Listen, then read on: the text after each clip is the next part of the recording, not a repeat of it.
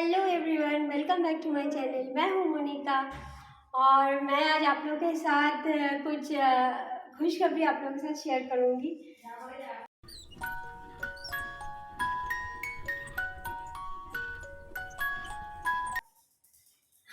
उधर है चिंटू और चिंटू ना बहुत आ गया चिंटू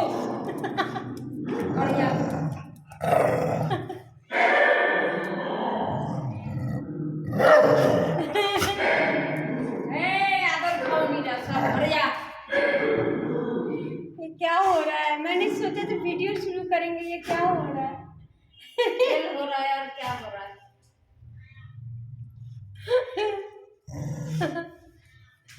ये मेरे दो अनमोल रतन, एक चिंटू और एक गोलू। क्या हो रहा है? ये कैमरा पड़ेगा लो। जा। अरे चिंटू, आज गोलू को लेके मैं कुछ बोलने वाली थी, पूरा गड़बड़ कर दिया इसने। क्या करूं? देखो, लाइफ इज सो अनप्रेडिक्टेबल। हम जाबे ना खोका मार बोले उठे छे।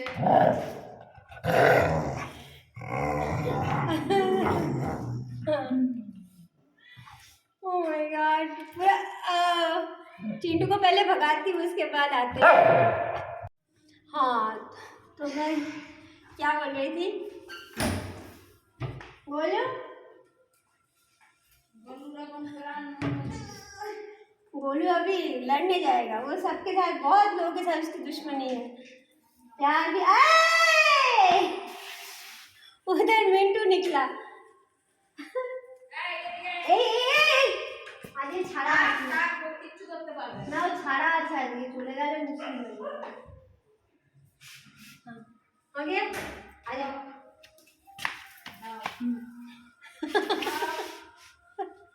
तो मेरी बेटी मेरे साथ है, तो आज ये खुशखबरी है आज कि 12 साल, इसका जो स्टोरी है आज मैं आप लोगों के साथ शेयर करूँगी। आज से 12 इयर्स बैक, उस टाइम मैं जॉब करती थी, तो मैं हर रोज़ सुबह उठ के मैं नहा धो के मैं ऑफिस जाती थी। तो रास्ते में ये गोलू और इनके कुछ भाई बहनें सब रास्ते में ये लोग रहते थे, और मैं कुछ ना कुछ खाना वाना इन लोगों के लिए मैं हर दिन मैं लेके जाती थी। बिस्किट हो या दूध हो, कुछ भी मैं लेके जाती थी। और सुबह ऑफिस जाते हुए उस रास्ते में के कोने में मैं इन लोगों को खाना देती थी, और फिर उसके बाद मैं ऑफिस चली जाती थी। और रात को फिर वापस उसी रास्ते से आते थे, तो इन लोगों से फिर से मेरी मुलाकात होती, मैं थोड़ा लाड प्यार करके फिर मैं घर चली आती थी। तो एक दिन क्या हुआ, इसको एक्चुअली ना इसको खुजली हो रहा है। इसको खुजली होने से मैं यहाँ खुजला देती हूँ, क्योंकि इसका पैर तो ठीक नहीं है ना, ये खुजला नहीं सकता। तो एक दिन क्या हुआ, रात को जब मैं ऑफिस से लौट रही थी, तो उस वक्त तो वहाँ के एक आदमी ने मुझे बताया कि दीदी, आप जो कुत्ते को सुबह जो खाना देते हो, वो उसमें से एक कुत्ते को बड़ा कुत्ता ने काटा है, और वो उधर एक फ्लैट के नीचे वो सेंसलेस पड़ा हुआ था। तो मैं तो दौड़ के गई, जाके देखा ये गोलू था। ये गोलू, उस टाइम इसको मैंने कुछ नाम भी नहीं दिया था, ऐसे ही जस्ट। तो फ्लैट के नीचे वो पूरा सेंसलेस होके पड़ा हुआ था। तो मैं उसको सीधा लेके घर पे आई। अगले दिन, उस दिन तो बहुत रात हो गया था उस टाइम। हाँ, तो डॉक्टर से बात किया, शायद रात को ही डॉक्टर को बुलाया था तब घर पे। मेरा जो वेट है उस टाइम वो होम विज़िट करते थे, अभी तो ज़्यादा होम विज़िट नहीं करते, उस टाइम वो करते थे। तो होम विज़िट किया था, मेरे घर पे आए थे, गोलू को चेकअप किया, फिर दवाई दिया, सब कुछ मेडिसिन सलाइन ये सब चला। उसके बाद इसका सेंस तो आया, लेकिन इसके जो पीछे का जो हिस्सा है ये वाला आप लोगों को दिखाती हूँ। ये जो पीछे का जो इसका ये हिस्सा है, ये पैरालाइज हो गया, मतलब पीछे के पैर में इसकी कोई ताकत ही नहीं बची।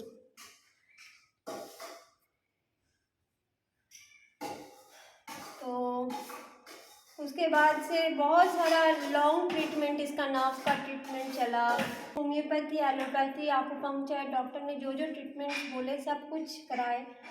लास्ट में आकुपंक्चर जो कराने आते थे उन्होंने मुझे बोला कि ये नहीं होगा, हम लोगों ने जितना कोशिश कर लिया, आप लोग पैसा खर्चा कर रहे हो ठीक है, लेकिन इसकी कंडीशन ये नहीं ठीक होगा। उस वक्त एक्चुअली क्योंकि मैं जॉब करती थी तो मैं घर पे ज़्यादा डॉग्स मैं नहीं लाती थी। मैं नॉर्मली एनजीओज़ और रास्ते में ही मैं काम, या तो एनजीओ में भेजती थी या तो रास्ते में मैं डॉग को ठीक करके वापस रास्ते में छोड़ देती थी। घर पे मैं नहीं रखती थी क्योंकि घर पे मेरा कोई ज़्यादा कोई था नहीं कि इन लोगों का देखभाल करे। लेकिन इसकी हालत ऐसी हो गई, पैरालाइज है, तो इसको हम रास्ते में छोड़ भी नहीं सकते। और एनजीओज़ में पहले भी देखा है, एक दो केसेस एनजीओज़ में पैरालाइज डॉग का मैं भेजा हूँ, तो वहाँ पे वो लोग मार देते हैं, कुछ बताते भी नहीं, वो लोग मतलब गायब हो जाता है डॉग। ऐसा बहुत सारा केसेस हुआ है पहले भी। मतलब जो डॉग मेरे घर पे बहुत तेज़ी से, जैसे गोलू जैसे भागता है, पैरालाइज है तो क्या हुआ, भागता तो है, चलता तो है दो पैर से, तो एनजीओज़ में जाते हैं तो बोलता है कि मर गया। ऐसा तो होता नहीं है। वो लोग, मैंने फिर अंदर से खबर सुना कि वो लोग पुट टू स्लीप कर देते हैं, मतलब नींद की दवाई ज़्यादा देके मार डालते हैं। तो ये सब जानने के बाद मैं गोलू को कोई एनजीओ में नहीं देना चाहती थी। तो गोलू मेरे साथ ही था। 2014 को मेरी शादी हुई, मैं गोलू को लेके ही नए घर पे न्यू टाउन में मैं शिफ्ट हुई फ्लैट में। उस टाइम में भी मैं जॉब करती थी, तो न्यू टाउन में कुछ दिन रहने के बाद क्या हुआ कि वहाँ के भी फ्लैट में ना लोगों का प्रॉब्लम शुरू हो गया। लिफ्ट में, हम लोग का फ्लैट था 4th फ्लोर में, लिफ्ट में गोलू को नहीं चढ़ा सकते, पार्क में नहीं घुमा सकते, बहुत कुछ रेस्ट्रिक्शंस आने लगे। हाँ, ये थोड़ा बहुत तो भौंकेगा, कुत्ता क्यों भौंकता है, ये सब प्रॉब्लम्स होने लगा। तब मैंने मेरे हस्बैंड को बोला कि हम लोग का घर खरीदते हैं, क्योंकि फ्लैट्स में तो ऐसे प्रॉब्लम्स आए दिन हो, मतलब हर सोसाइटी से ही ऐसे खबर आते रहते हैं, लोग बहुत ही असहिष्णु है डॉग्स के बारे में, कैट्स के बारे में, एनिमल्स के बारे में। तो अब इन लोगों का मुंह क्यों भौंकना बंद कर देना, ये तो पॉसिबल नहीं है कि रहेंगे तो भौंकेंगे भी, लेकिन लोग तो जस्ट समस्याएं करते रहते हैं फ्लैट्स में। तो तब हम लोगों ने ये घर खरीदा ताकि कुछ और भी डॉग्स को मैं शेल्टर दे सकूं, कुछ और भी मैं कुछ बड़ा काम कर सकूं। हम लोगों ने ये घर, होम लोन अभी भी चल रहा है, होम लोन के ऊपर ये घर लिया था। तो लेकिन क्या हुआ, जैसे ही घर लिया मेरे हस्बैंड का ट्रांसफ़र हो गया दिल्ली में तो मुझे भी जाना था, मैं भी गई, लेकिन तो गोलू को क्या करेंगे, हम लोग आना जाना करते रहेंगे क्योंकि हम लोग का घर यहाँ है, जस्ट खरीदा था घर। तो मैंने गोलू को तब एक क्रेश में डाला, वहाँ पे मैं हर महीने 4,000 करके मैं उन लोगों से फाइनल हुआ कि हर महीने गोलू के लिए 4,000 करके मैं दूँगी। तो और ये पैसा आएगा, मेरा पापा का एक फ्लैट है, उस फ्लैट का जो किराया है, उसकी किराया का कुछ हिस्सा ये गोलू को हर महीना मैं दूँगी। उस हिसाब से मैंने गोलू को रखा क्रेश में। तो मैंने सोचा जब हम लोग कोलकाता वापस आ जाएंगे फिर गोलू को ले आएंगे मेरे साथ। तो लेकिन क्या हुआ, 2016 को जब मैं आई कोलकाता तब मैं प्रेग्नेंट थी, मेरी बेटी होने वाली थी। तो मैं सोचा ठीक है बेटी हो जाता है, उसके बाद गोलू को ले आएंगे। बेटी तो हो गई, लेकिन उसके 3 महीने के अंदर मेरा कैंसर डिटेक्ट हुआ। अब ऑलमोस्ट 3 साल तक मैं पूरा बेड रिडन थी कैंसर की वजह से। लेकिन ये पूरा 3 साल मैं ये कह के कभी इसका पेमेंट ऑफ नहीं किया कि मुझे कैंसर है तो गोलू का मैं चार्जेस कैसे दूँगी, वो मैंने नहीं किया, क्योंकि ये मेरा कमिटमेंट है। इसी से मैंने कमिट किया है गोलू के लिए हर महीने 4,000 रुपये देना है। तो जो कि 2 साल तक रखने वाली थी, वो 6 साल तक गोलू वहाँ पर रहेगी, क्योंकि केमो जब बंद भी हुआ फिर भी मेरी तबीयत इतना ठीक नहीं था कि मैं एक पैरालाइज डॉग की देखभाल कर सकूं, इतना मैं फिट नहीं थी। तो इसीलिए घर में बहुत डिस्टर्बेंस होते हैं, लोग पसंद नहीं करते हैं मेरे घर में मैं गोलू को रखूं मेरे परिवार में। तो लेकिन सबसे मैंने लड़ा, क्योंकि मैं हर महीना 4,000 रुपये करके देती थी, 6 साल तक दिया, तो बहुत सारे पैसे मेरे फैमिली में ये लेके बहुत प्रॉब्लम्स हुए, बहुत मतलब मेरे रिलेटिव्स, मेरे अपने, मेरे पराए, सब ने मेरा विरोध किया गोलू के लिए।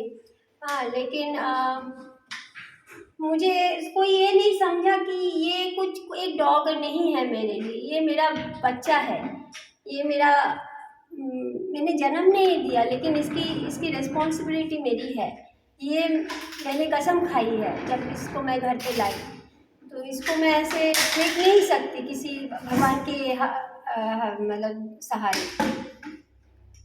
तो मैंने मेरे, और वो भी मैं खर्च कहाँ से कर रही हूँ, मेरे पापा का ही फ्लैट का किराया से मैं कर रही हूँ, लेकिन फिर भी लोगों को बहुत तकलीफ़ हुई, सबको बहुत तकलीफ़ हुई, मेरे फैमिली में, मेरे रिलेटिव्स में। लेकिन मैंने कभी छोड़ा नहीं मेरे बच्चे को अकेला। तो उसके बाद 2021 को जब मैं थोड़ा सा मैं ठीक हुई, तो मैं गोलू को मेरे पास वापस ले आई। तो ये मेरी बच्ची है। और इस बार जो हुआ तो आप लोगों ने देखा, गोलू रैंप पे चली है। ये इस साल 2023 दिसंबर 3 दिसंबर को न्यू टाउन में जो प्रोग्राम हुआ, उस पर गोलू रैंप पे चली है और वहाँ पे सब लोगों ने बहुत प्यार दिया। और सबसे बड़ी गुड न्यूज़ मैं आज आप लोगों के पास शेयर करना चाहूँगी, जो मेरे लिए मेरा प्राइज़ है इतने सारे तकलीफ़ों का, वो ये है कि ये देखिए गोलू का फ़ोटो आया है, ये मेरा नाम भी यहाँ पे लिखा है। ये 5 जनवरी 2024 का ये टेलीग्राफ का पेपर है, इसमें ये देखिए गोलू का फ़ोटो भी आया है। तो ये मेरा पुरस्कार है। और मेरी बच्ची को इतना प्यार लोगों ने दिया, वहाँ पे 70 कॉन्टेस्टेंट्स थे और सब नामी दामी ब्रांडेड सब डॉग्स, उनमें से मेरा ये बच्चा, देसी बच्चा, पैरालाइज्ड बच्चा, इसको लोगों ने इतना प्यार दिया, जजेस ने इतना प्यार दिया, और मैं क्या बोलूँ, मैं बहुत खुश हूँ। और आप लोग मेरे साथ वैसे ही बने रहिए, प्यार कीजिए मेरा चैनल को, प्लीज़ सब्सक्राइब कीजिए मेरे चैनल को। और मैं और भी ऐसी रेस्क्यूज़ मैं करना चाहती हूँ, लेकिन पैसे की प्रॉब्लम की वजह से मैं नहीं कर पाती हूँ। अभी एक नया जो एक कैट मेरे पास आई हुई है, पैरालाइज्ड कैट, उसको भी बोला था हर महीने पैसा देगा, लेकिन कोई दिया नहीं, सबने छोड़ दिया, चला गया। और उल्टा सीधा यहाँ पे तो जब बोलते, एक तो पैसे बोल के देते नहीं हैं, फिर उसके बाद बहाने बनाते हैं, फिर उसके बाद मुझे ही ब्लेम करते हैं। हाँ, मतलब कुछ भी यहाँ पे ऐसा चलता रहता है। तो मेरा जो रेस्क्यूज़ है ये अभी ऑलमोस्ट बंद ही मैं कर दिया हूँ, क्योंकि मेरे पास अभी पैसे की बहुत ही तकलीफ़ है। और आज मैंने बहुत सारे डॉग्स को मैंने वैक्सीनेशंस किए, मेरे घर के डॉग्स को और मेरे बाहर के भी कुछ डॉग्स को मैंने आज वैक्सीनेशंस किए। वैक्सीनेशन का इस साल मैंने अभी तक खर्चा किया है 4,325 रुपये के करीब वैक्सीनेशन का कॉस्ट गया है इस साल। और भी चाहिए वैक्सीन्स, और भी खरीदने पड़ेंगे, और भी चाहिए, बहुत सारे डॉग्स हैं। स्टेरिलाइजेशंस के लिए अभी मेरे पास 3 डॉग्स है, बाहर के घर में 2 डॉग्स है, मतलब 5 डॉग्स है मेरा जिसको स्टेरिलाइजेशन कराना है। और स्टेरिलाइजेशन 2300 रुपीज़ करके कॉस्ट पड़ता है। इतने पैसे मेरे पास है ही नहीं। मैं छोटा मोटा एक कैट क्रेश चला रही हूँ अभी, और एक पेट कैब चलाती हूँ कोलकाता में, वो करके उतना पैसा आता नहीं है कि इन लोगों के खाना, वैक्सीनेशंस, ये सब मैं, और फिर उसके बाद स्टेरिलाइजेशन करूँ। तो ये सब मुसीबत में चल रहा है। तो एक आप लोगों का बहुत मदद होगी अगर आप लोग कुछ डोनेशंस मुझे देना चाहते हो, तो प्लीज़ आप लोग हेल्प कीजिए, क्योंकि आप सच में ये मेरा बड़ा घर देख के आप मत समझना कि मैं बहुत पैसे वाली हूँ, ये बैंक लोन में चल रहा है। और अभी पता नहीं कैसे क्या होगा। अभी मेरे पास 7 डॉग्स है, 3 कैट्स है और बाहर के भी बहुत सारे हैं। तो कोशिश कर रही हूँ इन लोगों को मैं जितना दे सकूँ। अभी इस महीने मेरे काली के लिए भी आज ही भेट्रो का गैस्ट्रो डाइट लाना पड़ा। उसका पैनक्रियाटिक इशू, उसका डाइट चल रहा है पैनक्रियाटिक प्रॉब्लम्स के लिए का रेनाल डाइट और गैस्ट्रो डाइट चलता है। तो ये सब तो मेरा चल रहा है। तो ये सारे मेरे खर्चे ऑलमोस्ट मैंने आप लोगों के साथ शेयर कर दिया। अब आप लोग अगर थोड़ा सा भी मदद कर दो, मैं मेरा यूपीआई आईडी मैं डिस्क्रिप्शन में और यहाँ पे अभी मैं दे दूँगी। आप लोग प्लीज़ अगर मुझे मदद कर सकते हो तो प्लीज़ मदद कीजिए। और मेरे चैनल को सब्सक्राइब कीजिए। सब्सक्राइब करने के लिए एक पैसा भी नहीं लगता है। और आप लोग दूसरे के साथ भी शेयर कर सकते हैं मेरी गोलू की कहानी, मेरे और दूसरे बच्चों की कहानी, सब कुछ आप लोग शेयर कर सकते हो दूसरे लोगों के साथ, ताकि इन लोगों को भी थोड़ा प्यार मिले और लोग इंस्पायर हो और भी देसी डॉग्स, पैरालाइज डॉग्स को अडॉप्ट करें, ना कि डॉग्स को ब्रीडर लोगों से खरीदे। तो इतना ही आप लोगों से आज बोलना है। सो मिलते हैं अगले ब्लॉग में। Till then take care, bye, नमस्कार।